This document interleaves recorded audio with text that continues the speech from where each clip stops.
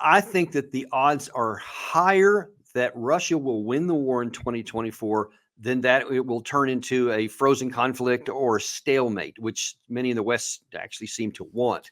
And the Right. reason for that is because the balance of power is not static. Even though the lines have been on the field, you have to look deeper than that. And the things that go into building combat power are continuing to degrade for the Ukrainian side, and they're continuing to build for the Russian side. And at some point, these losses become so great that the cohesion of the Ukraine side can just buckle and break. Why would you advocate committing American funds perpetually into another forever war with no prospect for victory?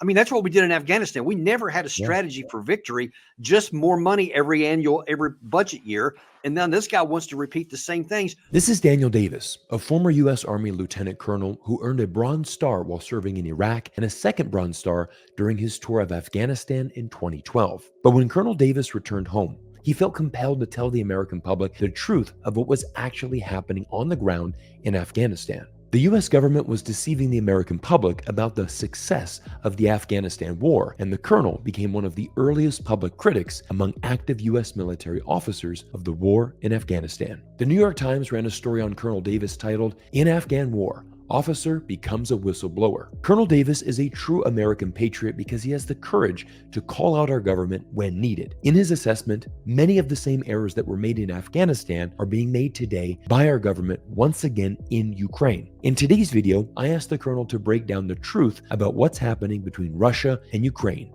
and review his bold prediction for the future of the war. If you are interested in learning the truth about this conflict in 2024, get ready for an incredible interview.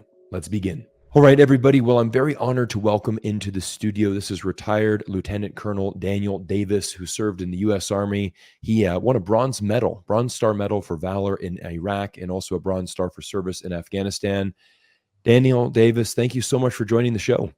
Hey, thanks for having me here, Cyrus. I really appreciate it. Absolutely. Now, Danny, I know that you are close friends with Colonel Douglas McGregor. He's been a guest on the show. A lot of fans really like him and his insights, and I'm so excited to connect with you because I know he's a close friend of yours. But what we really need more in this country is we need objective voices. And it's amazing when we have patriots like yourself that have served in the military, really been exposed. And I really know that been exposed to the truth. And I know that you were one of the first voices that really spoke out against, Iraq and Afghanistan and some of the blunders that our military and our government has made. And I think you're probably seeing some similar mistakes right now in our foreign policy. So I want you to open up the show just by telling everybody a little bit more about your history, but then also what you're seeing here in 2024. Yeah, I'd be happy to. I actually, just earlier today, I actually had on the show on my Daniel Davis Deep Dive show that we have. I talked about that exact same thing, and that we actually had this montage where there was all these, retired generals or current generals all saying this, a bunch of nonsense about what's going on in Ukraine in particular, in that particular case, about saying things are, going good. We have to keep doing this because it'll succeed. And anyone who's been on the ground in combat, and especially in those kinds of environments, knows that what they're saying is nonsense. And it reminded me of back, and I actually mentioned this in there, that in 2013, after I got back from my second combat tour in Afghanistan, when so many of the generals were lying about what was going on and telling everybody things were on the right path and it was going in the right direction, I knew because I saw it that it was going in the opposite direction. And yet they continued to say that. And I went forward and quite publicly, New York Times picked it up and several other things. And obviously I got in a lot of trouble because I was still in uniform at the time, but I was called it out for the reality of it was. And yet, in August 2021, it worked out exactly the way that I said that it was going to, not because I'm some kind of, prognosticator, but because I can see the reality on the ground, and I knew that what they were saying was nonsense. And finally, reality imposed itself on the spin, and they couldn't hide that anymore. We're doing the same thing now in terms of this current war, both in Israel and in our support for Ukraine and the Russia war there. And we're going down a path that can't succeed, and for many of the ssame reasons. Yeah, that's a really good insight. And I think, earlier last week it was reported, I think it was a Ukrainian government official had come out and said that, actually reported the numbers, 500,000 deaths, for Ukraine in this conflict so far. And I think that number really shocked a lot of people, especially here in the United States, where there's always been this message that, Ukraine is winning, Putin is being Right. weakened, Russia's going to collapse any second. But, I think what we've started to see over the last few weeks is we've obviously seen this counteroffensive from Ukraine, completely fail, and that is just speaking the truth there. A lot of times people say, oh, that's just Russian propaganda. But, I think it's just really important we're objective. We're just kind of trying to analyze the facts of the situation. I don't think anybody can make an argument that the Ukrainian counteroffensive has been productive, nor has it been successful. I think it's pretty well established, no matter where you stand in this camp, that it is not succeeded. And now the truth has come out that over 500,000 Ukrainians have died in this. And I think they're trying their best to recruit more people in that Forced army mobilize, and not military. recruit. But It's a forced mobilize. 500,000 more they want. yeah. And so how do you see this really? I want to get your insights, as far as, we are now coming up on the 2-year anniversary of this recent invasion, from, in this conflict. And what is really going to happen over the next few months in your opinion? This whole thing, I agree with you because I see it all the time. It just drives me crazy. With anything that's not pro-Ukraine and not pro-Ukraine's winning is Russia propaganda. No, Yeah. it's the truth. It's just graphic truth. I had a map I made the other day where it showed the Ukraine's one meaningful tactical success came in the autumn of 2022 when they drove Russia out of thousands of square miles of the northern territory around Kharkiv and forced Russia out of Kherson City down in the south, and they had to move back across the Dnipro River. It was a huge success and a tremendous embarrassment for Russia. But it was a tactical setback. From that time forward, if you took a snapshot of where the map was and where the lines were in November of 2022 and look at it today, they're the same. It didn't change at all. And the Ukraine side had somewhere between 6 and 8 months of preparation for the offensive. They had everything in the world that the West could give to them. And I'm talking, main battle tanks, millions of rounds of artillery, air defense missiles, air defense systems, infantry personnel carriers, mine clearing equipment, everything that you would need to have a shot at winning on the ground. They had, and none of it succeeded. The map never changed. And even some of the incremental changes that they got are now almost all relost again. So they're even worse shape now than they were before. And they've lost hundreds of thousands of men. And Cyrus, that doesn't even count the hundreds of thousands more that have been wounded, have suffered PTSD. It's enormous over there because there's no one to take care of them. So it is as bad as it can be in every way for the Ukraine side, while the Russian side is getting stronger by the day, because whereas Russia fires missiles on an almost daily basis across the entirety of Ukraine to destroy their ammunition depots, there's factories where they're trying to make stuff, communications nodes. None of that happens in Russia proper. It's all open, and their military industrial complex is just rolling, and they get, unlike the Ukraine side, which is trying to force mobilize 500,000. Russia's getting around 16,000 troops per month volunteer. So they've added several 100,000 here in the last little bit, and it continues to grow. So every way you want to look at the balance of power continues to go ever more in Russia's favor. So anyone who tries to tell you that there's still a shot for Ukraine to win is lying, or they don't know what they're talking about. And I can't put it any more clear and honest than that. Yeah, I think what a lot of it is that there is this inability for the U.S. government and our military to really analyze our opponents here, right? I mean, I think what we thought is, okay, we are going to sanction Russia. That is going to cripple the economy. It's going to stop Putin right in his tracks, and very quickly we can send hundreds of billions of dollars to Ukraine. They're going to be able to win this war, and this should be kind of cleaned up within half a year. There's just kind of this really false sense of the actual reality, what's actually happening on the ground. And my question is, how does the US government, how do we make that mistake? I mean, like, how have we missed this by so much that we're now 2 years in, we've officially run out of money. I mean, they've said that the last payment to Ukraine was the end of December. Yeah, I mean, literally run out of money. And I know that Joe Biden is trying to get bipartisan support. I know he's trying to say, let's get some more additional funds there. And, his message is really, if Ukraine falls, then that's just a huge, loss. to the world, kind of really showing Right. to the world, like, hey, this is a big loss to the United States. We can't afford to take that loss. But at the same standpoint, you look at our own country, we have a lot of very big issues here. We're in an election year. I mean, this is a tough thing for Biden. I mean, he's going to be running his reelection campaign. Republicans under Trump making tremendous progress, taking a lot of momentum. I really think the failures in Ukraine and Israel, which we'll get on later, Yep. is not helping Joe Biden's cause at all. Absolutely. So, again, like, in your opinion, how is the U.S. government? How do we miss this by so much? Wow, it is one of the bigger shocks to me because I had written a series of articles in the 4 or maybe 5 months prior to the war that said war is coming, and if we don't take these actions, it's going to go badly for the Ukraine side. And there was many off ramps, and none of which were taken.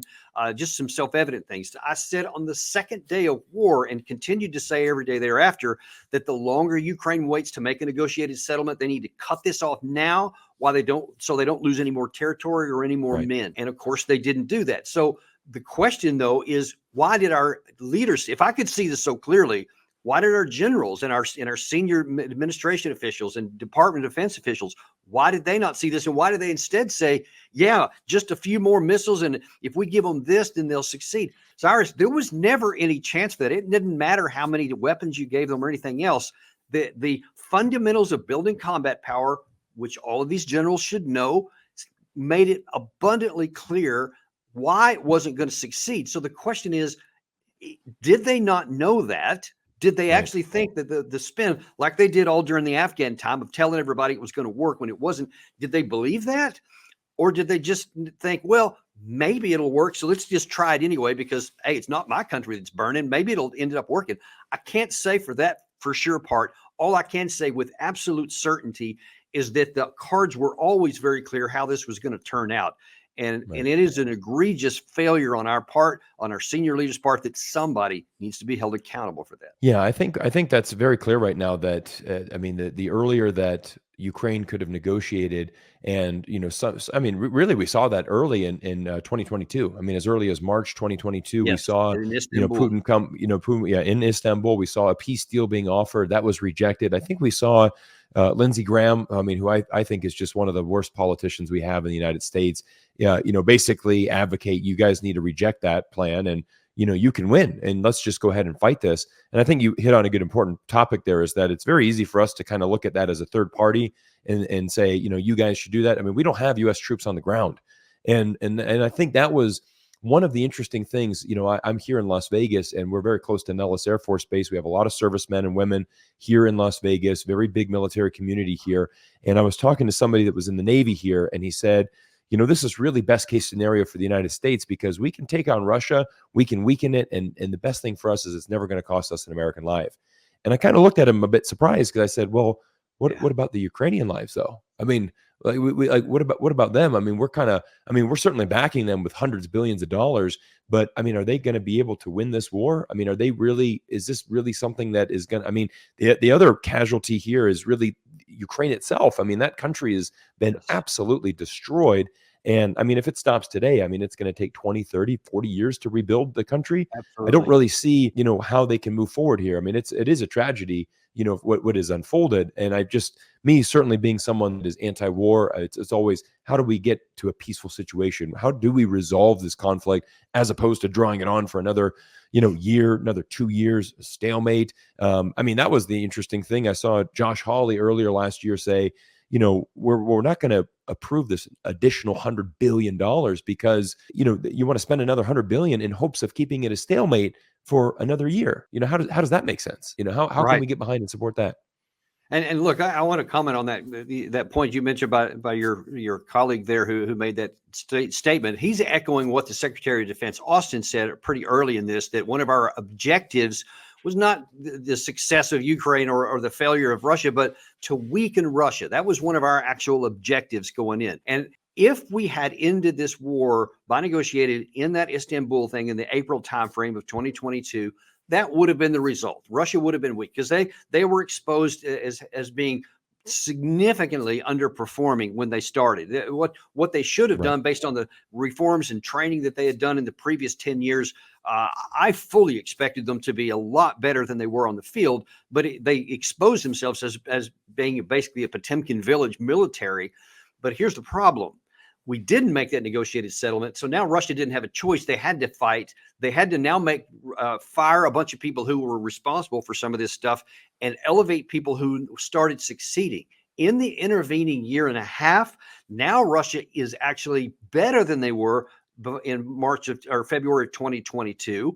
They have more weapon systems than they had. They've developed new ones. They have had a chance to see how our weapons work in combat and find ways to defeat them. So now our military is weaker, not just because we've given a bunch of our stuff away, but because now our potential enemy knows how to counteract it. See, Right. so every way you want to counter it, Russia is now stronger and we are weaker because of our unwillingness to just bring the war to an end, which we should have done. We should have insisted at that Istanbul conference that the Ukraine side seek the best deal they could get and that we would support them in getting that done. Instead, Biden and Petraeus and Hodges and several other generals, they all said, no, let's just do everything they want for as long as it takes. You know, that used to be the phrase that we used. But Right. now then the tables have turned and Russia is in a strong position. And now Putin's saying, I don't know that I'll have any interest in negotiating until we win on the battlefield even more territory.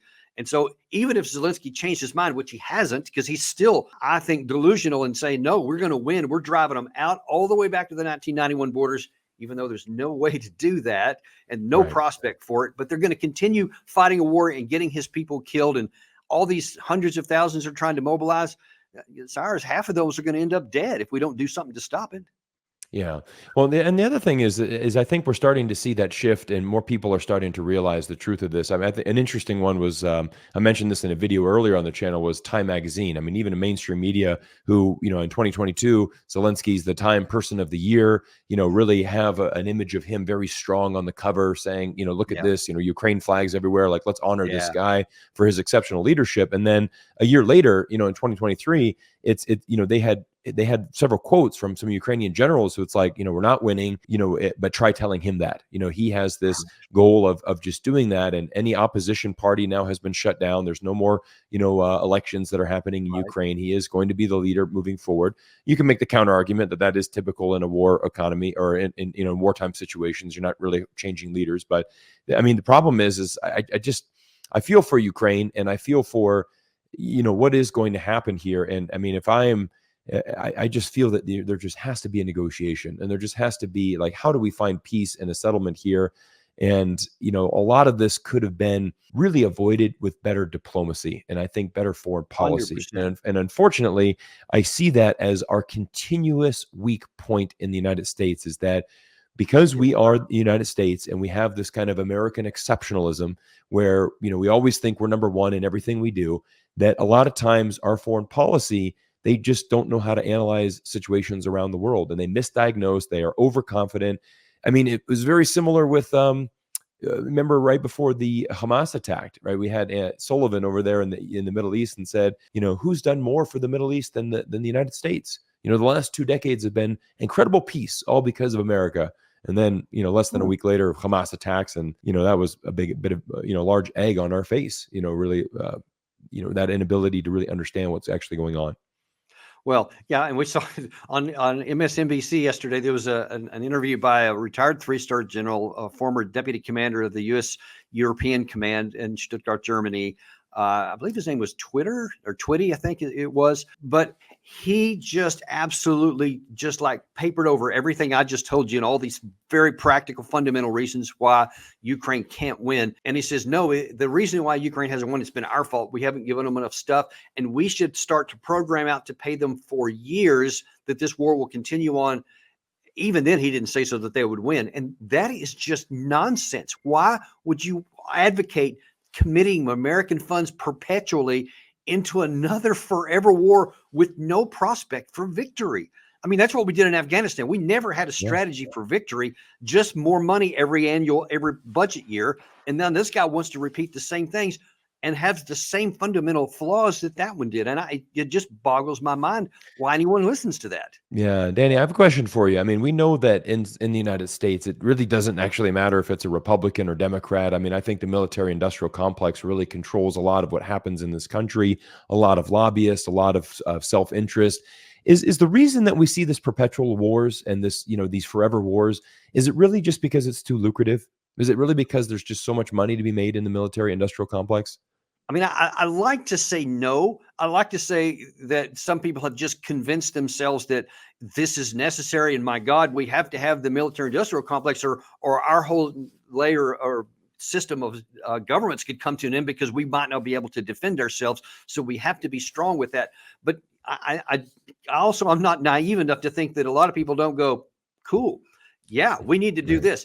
Do you remember when Zelensky was here in early part of December when he was trying to advocate for the Congress to come up with that $61 billion that Biden was asking for? And there was this really famous series where he's with all of the heads of all of our military industrial companies, the Boeings, the Lockheeds, and all of them. And it looked like a class picture of him in the middle and all these smiling executives loving the idea of getting more money perpetually. So they benefit from it. And then you had Secretary of State openly say, hey, this is a win-win for us because a lot of these causes American jobs and we do this. And I'm like, did you hear the words come out of your mouth? A war that's killing thousands of people in Europe is good. It's a win-win for us. Right. That's horrible, but that's the mentality. So I guess the answer to your question is some degree of it is going on. Right. That makes sense. Makes a lot of sense. I really appreciate those insights. I want to have one final word on, Russia, Ukraine, and then we're going to switch to kind of Israel and Palestine and the war in Gaza and that situation. But, give us your prediction on what you think, the rest of this, for 2024. How do you see this conflict ending, or do you think we are just stuck in this perpetual war in Ukraine? I think that the odds are higher that Russia will win the war in 2024 then that it will turn into a frozen conflict or stalemate, which many in the West actually seem to want.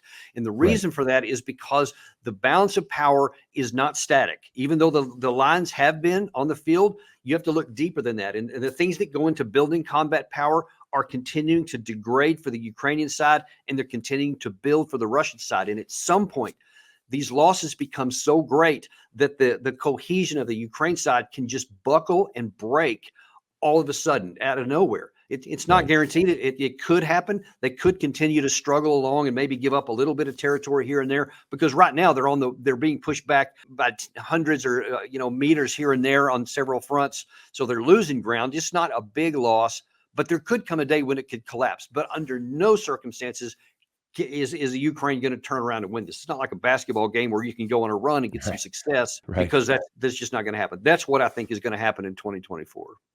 I appreciate your prediction there. And, again, my feeling on the situation is I'd like to get him to the negotiating table as soon as possible and figure out a peace deal. I have heard some rumors in that and some, potential, changes there. I think it's going to be difficult for the U.S. because they have to manage it in a way that we don't lose face as well, because this hasn't gone exactly to our plan either. So that's a good prediction for 2024. And I thank you for those insights into Ukraine. Everyone, thank you for making it to this point in the video. And please stay tuned for part 2 of my interview with Colonel Davis, as we break down the biggest geopolitical conflict in the world right now. And that, of course, is Israel's war on Gaza. Thank you all for your incredible support. I hope you enjoyed today's interview, and I look forward to seeing you all in our next video soon.